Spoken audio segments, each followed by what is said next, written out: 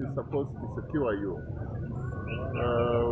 We wait the police to establish the motive, and the army, they are verifying and investigating. But when you have bodyguard, it's supposed to secure you. Uganda is enjoying a lot of security, but it's a bit shocking that part of the security that was deployed to guard him ended his life. And that is very, very telling.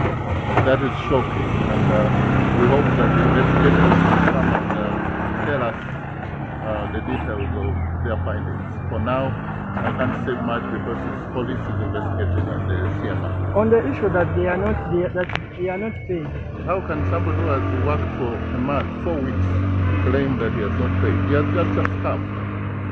And even if he had not been paid, in the army, army officers are trained to endure, to vumilia, to be resilient. There is no soldier who can kill anybody because he has not been paid. And in any case, he had just been brought here 1 month ago.